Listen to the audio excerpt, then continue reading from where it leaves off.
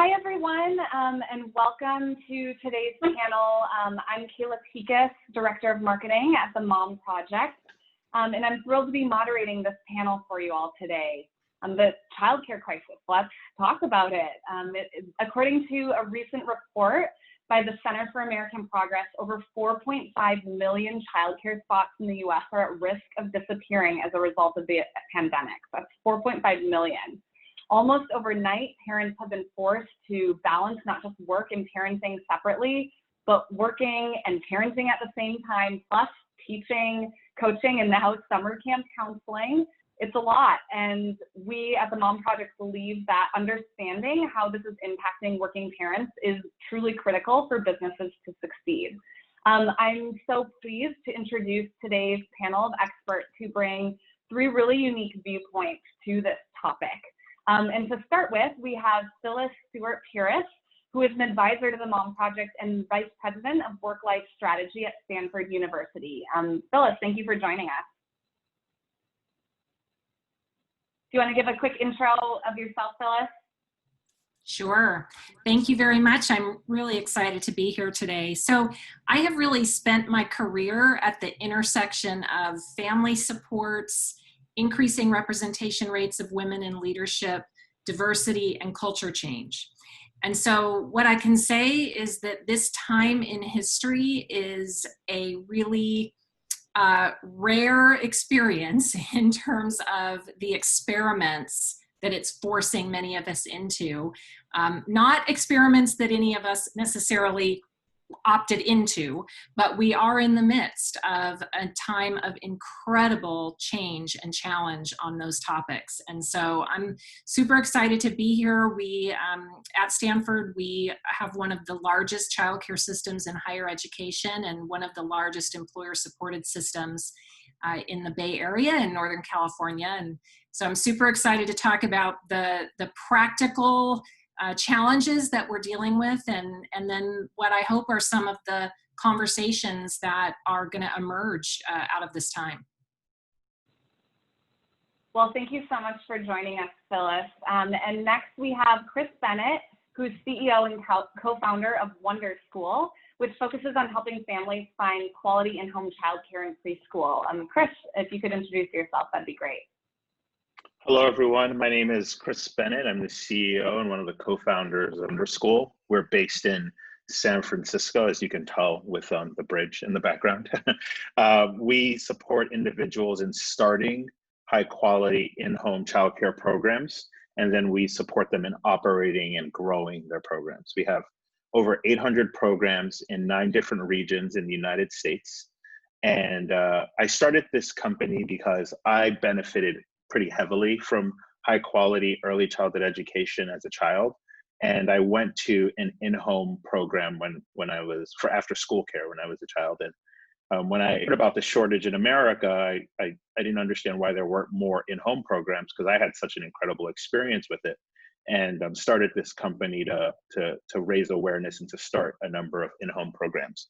And we've expanded to where we are today. We've raised over $30 million. Our last lead investor was Andreessen Horowitz, and in the past year, we've started to work with employers to help employees find childcare with our preferred enrollment solution. And I'm really excited to bring all of the learnings that I've had over the 4 years running Wonderschool to your community.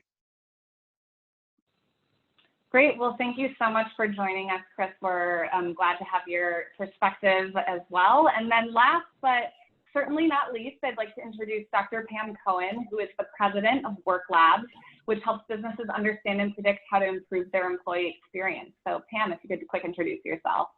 Thank you. Yeah, so I'm a behavioral economist and social psychologist, and my area has always been at looking at intangibles, things that are elusive to measurement, and finding ways to measure and manage them. The area of child care and needs for children is near and dear to my heart. I raised my son as a single parent, and back then I brought him everywhere with me, but I kept him hidden out of sight.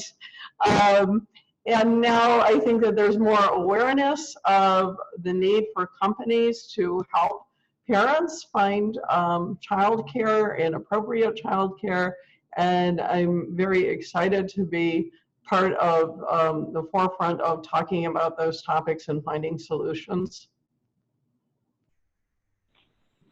Wonderful. Well, so looking forward to hearing thoughts from all three of you today. With that, we're going to dive into some of the topics that we plan to cover. We are here monitoring chat, so as questions come in along the way, please feel free to engage with us there. We did also capture questions, and many of you who are joining us today submitted them as you registered. And throughout there, a number of key themes and questions came through. So we're going to focus on those first to answer some of those, most pressing questions that we heard of, and then we'll take it from there. While we may not be able to answer every single individual question, we're certainly going to do our best to address, really top priority questions related to this topic. So lastly, I will be hopping off the video to let our panelists shine, but I'm looking forward, I'll be here moderating and looking forward to hearing their thoughts. So with that, let's get started. So let's face it, prior to the pandemic, access to adequate and affordable childcare was still pretty limited for parents in America. So before we go to talk about how things have shifted since the pandemic, would love to hear some thoughts on the state of childcare today and what parents were experiencing even prior to COVID-19. So Chris, do you want to start off? Yeah, so we started this company based on the idea that there was a shortage of childcare in America, and what we found was that there were shortages in every type of community, especially urban and rural areas, but even in suburban areas. And programs were full of wait lists, and there's a huge shortage of high quality care, and I think we all remember those times, right, where it's really hard to get into a program, especially the best programs.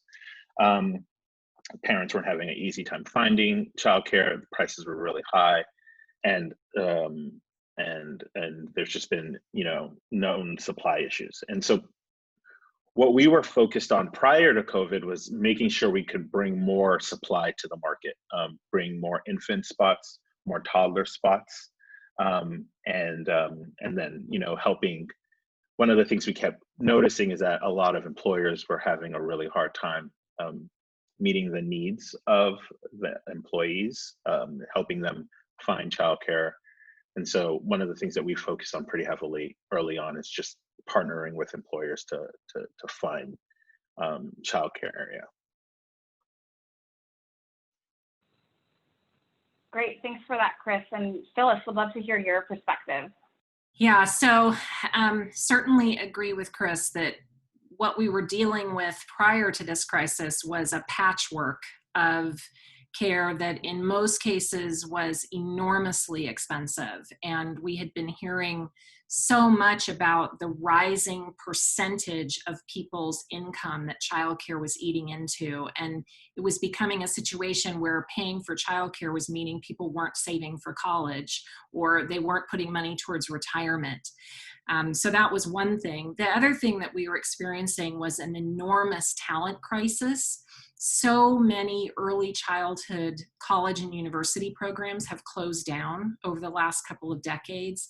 And so the pipeline of talent that was available to expand capacity, as Chris was saying, was really a challenge. And so that was one of the things that we were thinking about, was how could we do more around creating linkages between schools and programs that were educating people with opportunities for them to maybe have internships or things like that, and then help to build up that pipeline. Because if we were ever going to increase capacity, at least at the center level, that we were going to need to increase that pipeline. The other thing that we were dealing with is that schools, and let's face it, many of the other elements of our society still assumed that somebody was available at 2:10 in the afternoon to pick up the school-age child, or at 4:30 to come to a parent meeting. And so, the other thing that we were looking at was the real reality that our society has not yet adapted to what really families need at this time. And then, I would say we also were really seeing that women were still doing the bulk of the work in the home and the caregiving responsibilities. And so that's one of the places where I really am concerned with what's happening with the pandemic and what may happen after. And then I wanted to just say that, I loved Pam's comment about how she sort of kept her son hidden. What we're experiencing right now is the wall has just come crashing down. I mean, so many of us really tried to keep the challenges that we were experiencing relative to childcare kind of behind the curtain, because it sort of messes with the ideal worker image if you let some of that be seen. And so, that wall is down right now, and it's creating both opportunities for conversation that's been needed in this country for a very long time, but acute pressure on families.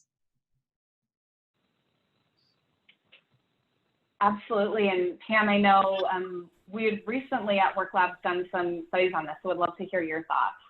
Yeah, just prior to the pandemic, we did a study on working motherhood with about 3,500 moms in it. And interesting results that have only gotten more exacerbated. But at that point, about 50% of mothers said that they were extremely concerned about being judged by their coworkers for family-related decisions and commitments. Over 75% of working moms found the lack of flexibility in their workplace to be extremely concerning. And about 83% of working moms said that maneuvering day-to-day logistics and managing household schedules was extremely stressful for them, and categorically agreed that they weren't seeing the answers in sight. And again, that was just pre-COVID. Certainly. Really appreciate those insights. But then, this pandemic struck, and since the pandemic, the toll on working parents has been significant. So would love for you to talk a little bit about what specifically parents are experiencing and the impact this may have on them long term. So Pam, do you have anything to add to that? Yeah. In terms of parents, parents report having significantly more negative experience as employees in all standard areas than non-parents post-COVID. The study that we did involved about 2,000 employees from different industries, and we studied by parents versus non-parents. Parents who were non-essential employees did feel, at least initially, that they were getting more support from organizations regarding flexibility and schedule management than non-parents, which signaled that companies were giving some extra consideration during the crisis. However, we heard a lot about the impossibility of balancing it all while there was no child care support available, increased workloads, enormous stress levels, the feeling that they had to be available for work 24/7. Non-parents tended to reflect much more positively on organizational benefits than parents during this crisis period. One interesting finding we had was that, generally speaking, parents of one child tended to report a more negative experience than either non-parents or parents of two or more children. There are some mitigating effects there. It's possibly because these people tended to have younger children and more caretaking responsibilities, but also because having multiple children, those children may tend to spend more time together, freeing up, taking some of the stress off of their parents. But generally speaking, parents had a lot more stress and negative experience in almost every area that they reported on in work post-COVID than non-parents.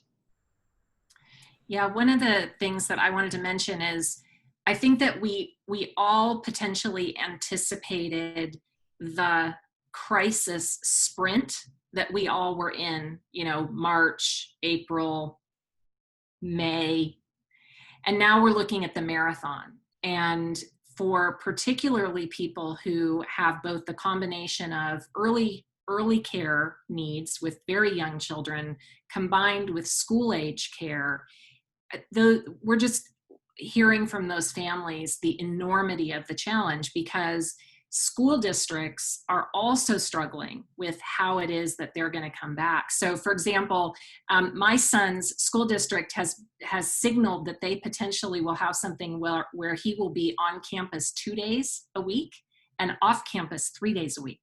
Well, those off campus days, I'm going to have to figure those out. And that's also going to then add back in the burden of my helping to supervise his online learning. And so, when you add that combination for parents with kids at multiple ages, it's just an enormous, enormous challenge. The other thing that I want to say is, we are beginning to see some indication that women are leaving the workforce.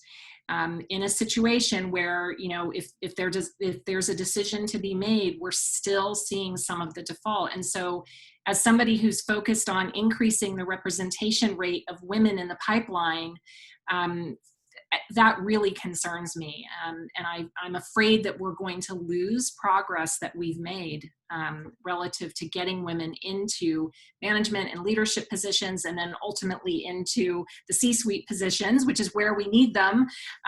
So that, I feel that challenge as well.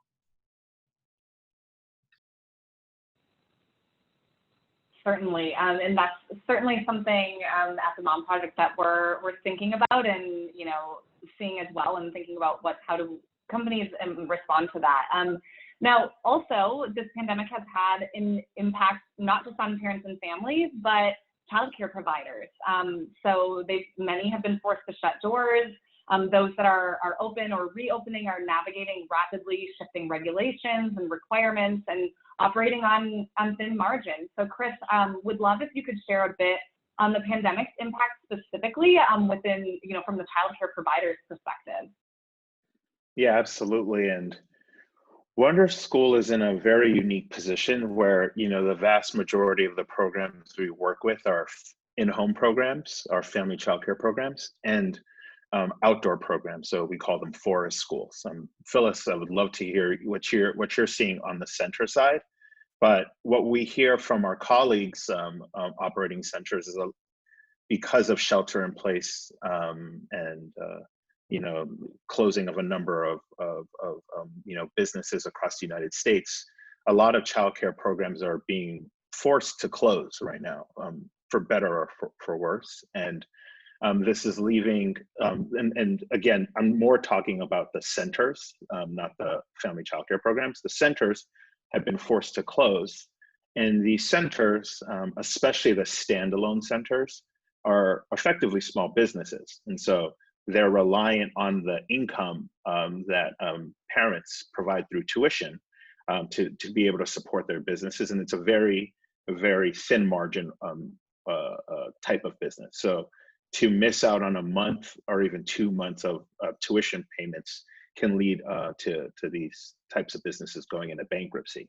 And it's something you're just hearing on an ongoing basis. And I'm in a lot of communities of folks who operate these types of centers, and a number of them are just closing. And we already had a childcare shortage prior, and these centers closing only exacerbate the problem. For in-home childcare programs, a lot of states and a lot of cities allowed them to stay open, primarily because they're small. They tend to have anywhere between 3 and 12 children. They're very contained space. They're in your neighborhood, so they are within walking distance, and parents can sort of have a lot more control and monitoring over what's happening in the program. And a lot of these programs provide services to essential employees, so doctors and nurses, but grocery workers, cab driver, folks who we need out there working. Family childcare programs have supported these types of individuals through the early days of COVID. And so when the pandemic first hit, about 50% of our programs sort of shut down. And then slowly, now up to this point, we're finding that the vast majority of them are open, except for a small percentage of them, which are waiting for summer to end, and then they plan to open then. And they've had to implement a lot more stringent health standards, which have increased their expenses, but also have allowed them to stay open during this time. And then the last thing I'll add is our forest programs, our outdoor programs, have seen a tremendous spike in attention. And they were sort of, prior to COVID, the I don't know, it's the right term to use, but like the hippie type of sort of like a strange, type of program on our platform. But now they're in such high demand because it's been proven that COVID is less likely to spread when you're outdoors. And there are a lot of incredible childcare benefits, health benefits to children to get access to the outdoors on an ongoing basis. And so we're actually seeing a rise in these programs opening, and the majority of them are filling up right now. Chris, I love that idea. I'd love to see more of those. So I can speak to the center side of things. So we have several centers on our campus, and we did keep one of them open, to Chris's point, was serving essential, primarily medical personnel that were needed at the beginning of this crisis. And we're now gearing up to reopen more of our centers. And, it's so challenging. That's sort of such a gross oversimplification of what it is we're dealing with. I mean, we've, on any one given day, there is information available from the medical perspective that says, the good news that we've heard about children, but then also the fact that that is based on very, very small numbers of children and very small numbers of studies. And so it's challenging because we certainly recognize the incredible anxiousness that many families have of getting back into care. And then we have many families who are extremely nervous about returning to group care and actually are worried about if their center is open, and then they are told, your center's open, come on back. And so just those ways that parents are having to struggle and grapple with a lot of unknowns. The other thing is, and I can only speak for California at this time, but we have several new regulations in place that are drastically impacting our capacity. So we've got to keep small groups of children in intact groups. And we also cannot have, it has to be the same set of adults have to be with those children all day long.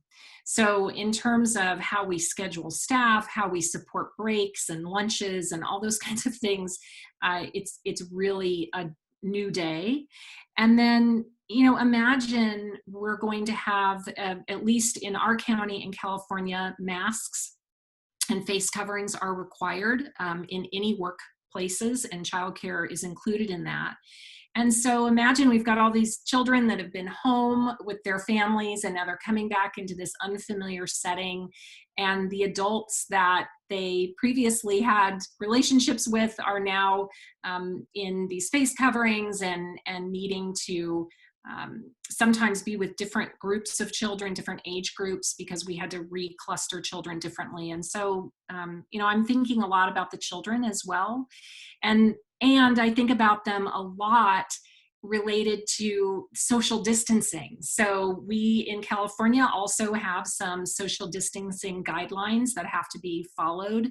And, I don't know about you, but when I think about a group of 10 2-year-olds, social distancing is not necessarily an easy thing to implement. So, you know, there's just a lot of those kinds of operational and technical details that are needing to get worked out on the fly. And then the last thing I want to add is I think that, you know, we focus a lot on the children, rightly, but we also have to remember the adults that are in those spaces, and those adults that are incredibly dedicated to the children and the families that they're serving. And yet they too may be in a position in terms of their own health or in terms of their extended family that may live with them, that makes this a whole different challenge in terms of being comfortable in their workplace as well. Yeah, certainly. And I relate to your comments on the 2-year-olds. I have a 1 and a 3-year-old myself, and I think my most commonly said phrase right now is give some space. So that resonates, Phyliss.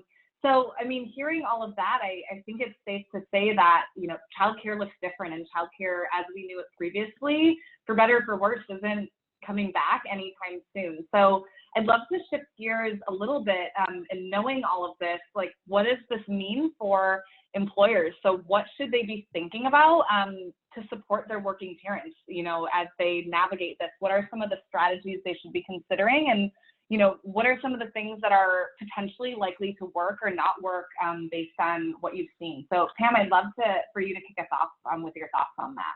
Sure. You know, from our recent study, it kind of broke out into 3 different buckets. The first is really offering holistic support. So driving improvements in organizational leadership and managers' perception. So training managers on how to support their direct reports and balancing work and home is absolutely essential. So many managers don't know how to do that. And the changes would be relatively easy, including increased conversational communication touch points from leadership, something that happens with relative frequency. It can be video, it doesn't have to be video, but just more increased communication. And not just encouraging people, but also taking action. Letting people know that they're there for them, and that they understand that there's more concerns now than ever, and helping people to prioritize, which leads kind of to the second point, which is embracing and implementing flexibility. So establishing what flexibility means to the organization now and following through. So many companies are still in a situation with enforced remote. Some are heading back to the workplace, but establishing what's okay, what needs to be for the short term and the long term, and then talking about the future, even if it's unknown. Part of what we're hearing from people is that it's really uncomfortable for them not getting any communications from leadership around what the possibilities may be. Just planning for different scenarios, even if it turns out that they'll change, and maybe even understanding that right now we expect that the time frame that you will be moving back toward a fully in-office workplace is X amount of time, but that may change, and we'll check in a month. Holding workshop with parents and to get feedback on how it's going for them, what suggestions they might have around getting help. And again, there are companies that have employee resource groups around this, but there are companies that don't. So setting up special times for parents to give feedback around what's working for them and what's not, and what could be done better. It can be positively framed, but still really useful. And then the final is encouraging ownership in managing schedules now more than ever. So establishing organization-wide best practices guide for remote communications can be really helpful. For some companies, it's more Zoom and Google calls. For others, it's more calls by phone. But what are best practices? Offering additional PTO, paid time off, to allow for much needed time to disconnect from work. Time now can be very intense. I'm sure most of you can agree that the workplace has become kind of a 24/7 kind of thing. It's hard to know when to start. It's hard to know when to stop. So really having serious time for some paid time off is extremely important. Encouraging employees to block time off throughout the day on their calendars to accomplish home priorities and to do some kind of self-care is important as well. Even when sometimes those may get changed, it's still important to have that time to say, I'm gonna take this time, if only to pay attention to my child completely for an hour, where I'm not answering questions, and also letting employers know that, you know, this is going to be the time that I'm unavailable. So those are some of the most critical things that we've seen coming out of our recent study. I'm sitting here nodding because just yesterday we ran a workshop for managers. And one of the things that we tried to do at the outset was just build some empathy for what people are experiencing. And I told the story about somebody who had shared with me the conflict that they're feeling right now, in terms of the sympathy that they feel from members of their team and their leader, but then what that is triggering in terms of some of the norms that we know still exist around the ideal worker and sort of, you know, the degree to which you should be focused while you're at work. And, you know, she was telling the story that her baby had woken up from a nap while she was on a Zoom call. And she went and, you know, picked the baby up. And of course, the whole group was, you know, oh, let us see the baby. It's so wonderful that the baby's with you. And, you know, she said, I felt really conflicted because on the one hand, it was great to know that my team and my organization was taking, but she said, I was still really cognizant that it was really exposing me. And it was really just laying bare what it is that I'm dealing with.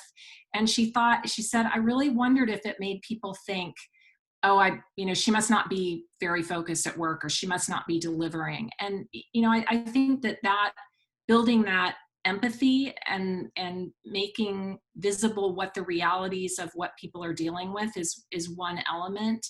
And then we've also tried to weave into our manager training, getting people to think about productivity. And, you know, work is no longer the where and the when, it's the what. And so we need to get back to focusing on what is it that we're asking people to accomplish, as opposed to, you know, worrying as much about the where and when that they're doing it.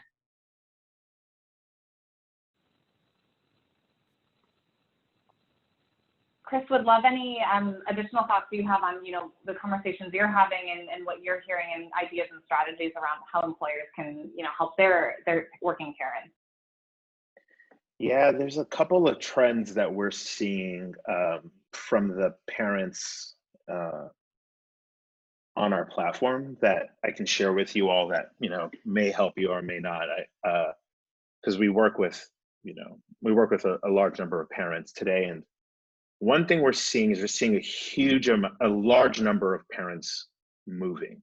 So on our programs, we're seeing a lot of turnover in our programs right now. Parents are moving closer to their family. They're moving closer to home. They're moving to out of cities. They're buying homes outside of the city. And what that means, I think, for an employer, you know, making sure that parents are able to get the childcare support they need in a completely new area when they're leaving their, you know, former area.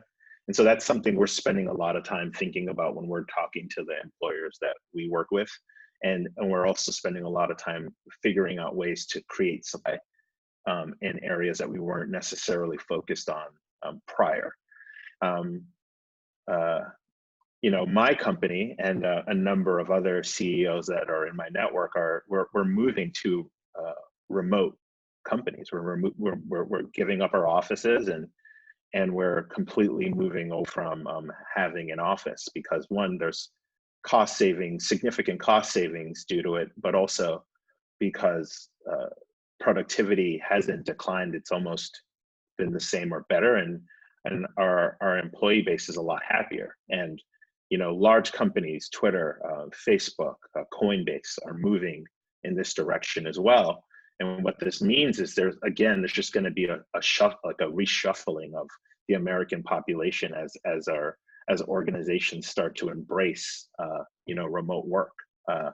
And with that reshuffling, there's just going to be a reshuffling of childcare. So there's going to be a need to create more childcare options in new areas, and there's going to be a need to support employees in finding childcare in the new areas they're moving to. Yeah, absolutely. Thank you for those thoughts. I think following up, Phyliss, on something that you mentioned around kind of thinking about productivity, we had a question come in through chat around, similar to what you mentioned for yourself, Phyliss, about how employers are going to manage re-entry, where school districts have 2 days on, 3 days off. What's the expectation for employees returning to work?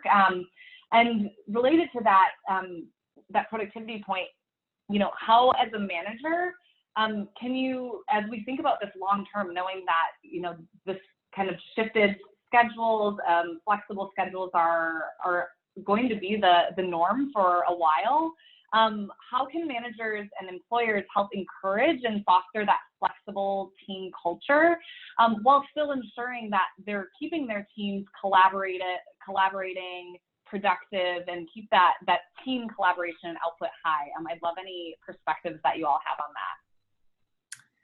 Yeah, it's a great question. I mean, some of the specific tips that we recommend is for, first of all, teams to really look at what do they have set up in terms of the time requirements.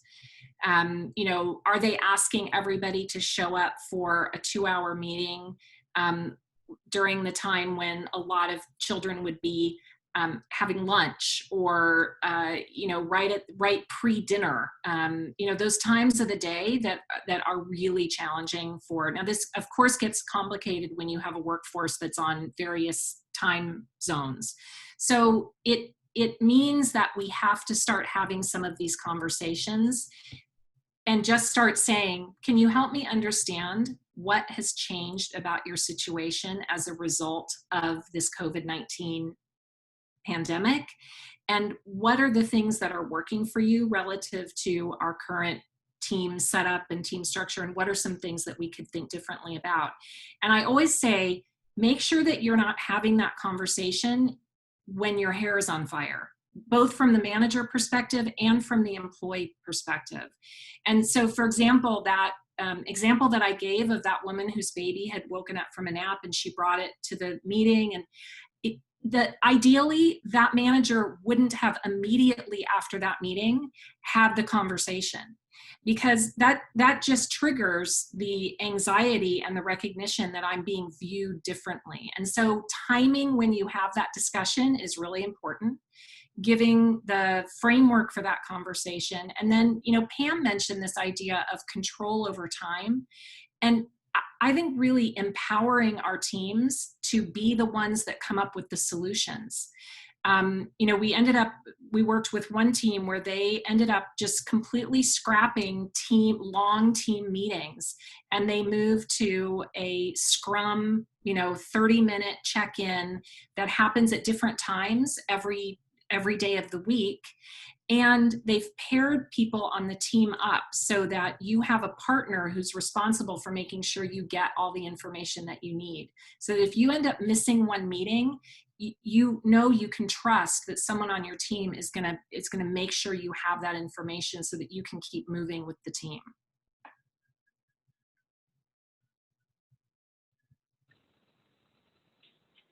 Certainly. Yeah, no, thank you for that perspective. And then one other sort of question, so we've talked a bit about how, Pam, did you have something to add? Or? No, go ahead. Okay, I just saw you unmute doing this live. So the other question I wanted to bring is, we had a number of questions come in through the registration forms around personal, how do I navigate this with my employer? So we've talked quite a bit about what employers need to be thinking about. But what advice do you all have for individuals whose companies are not thinking about this, or maybe aren't being as supportive as they need to be? Do you have any suggestions or strategies for working parents who are navigating this on their own that they can try? And I'd love any perspectives that any of you can share on that. I'm happy to jump in here, but I want to hear from the rest of the folks as well. So as I mentioned, we're at a really unique historical time. And these conversations are front and center. And they are happening at the C-suite level, at the leadership table, because this is what it's about in terms of talent, attraction, retention. To Chris's point, you know, should we think about how we're officing people? Should we allow working from home full time going forward? Should we require everybody to come back? I mean, these questions are on the mind of these leaders, and they don't, there's not a guidebook that you can go open up and it'll tell you what the right answer is. I mean, and so I think that for people in our organizations that have been getting ready for this conversation for a while, who've been championing these issues, now's a really important time to step in. I still think that it has to be framed from the perspective of the business. And, you know, you need to be able to demonstrate how this is going to help the business meet its goals and objectives. I don't think it's a time when we can just say, we need to do this because we're all in a crisis. I think if we're really going to embed these things in for the long term, which is what I hope is going to happen. And then, you know, I guess I also am optimistic that this is a time that is going to lead us to having some of these national conversations that we've been putting off and are really causing huge challenges for us right now.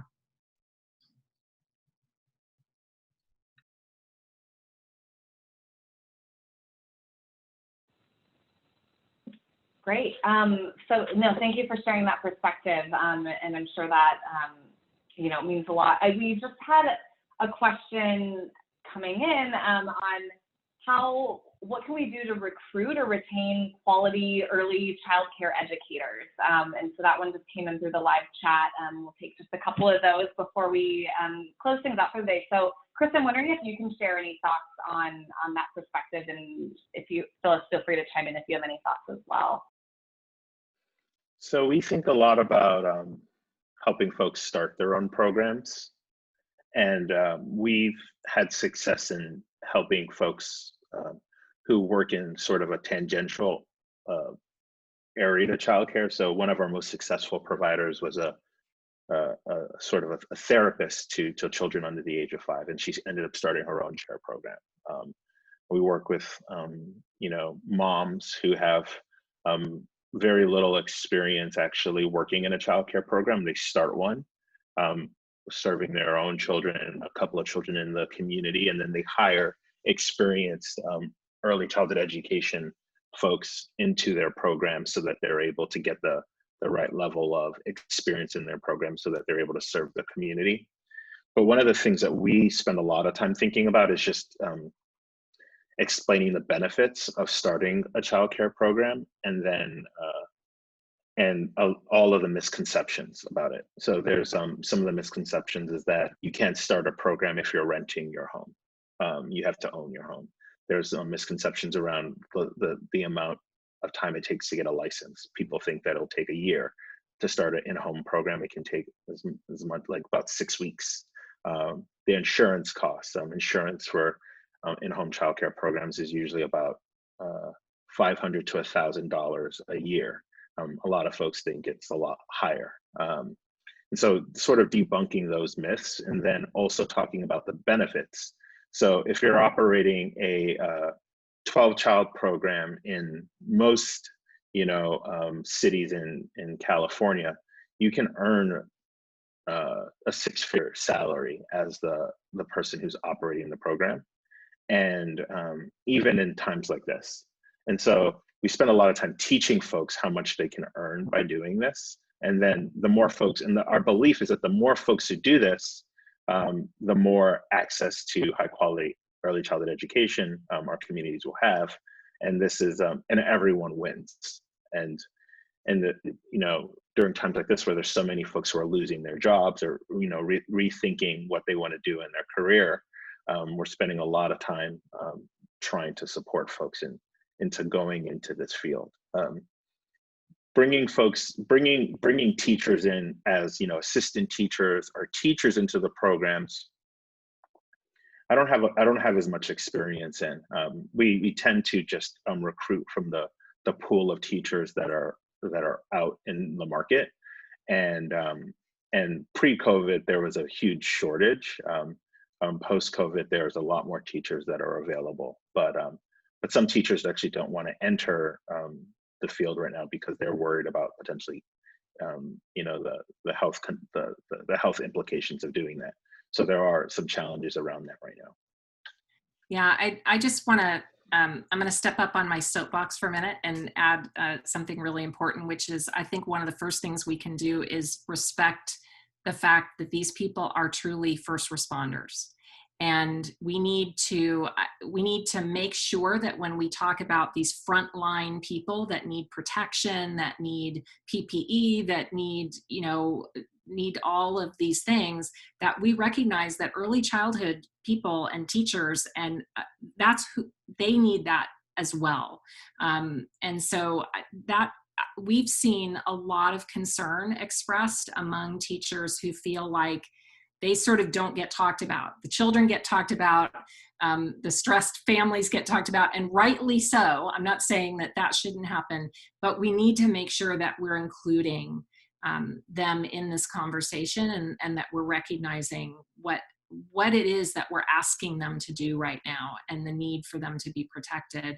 And then the other thing I would just add is, we were pre-COVID, we were trying to get creative with some of our master mentoring programs and things like that, so that you can bring people in who maybe don't have as much experience, and you can make sure that they're getting the kind of on-the-job feedback and training and experiential learning that really not only reinforces the skills, but helps them have the full joyful experience of shaping young minds and engaging with children's curiosity and everything that happens in that 0 to 5 time. And if we don't give those young teachers what they need at the beginning, they don't stick around. And so just really making sure that they feel it from the beginning is super important.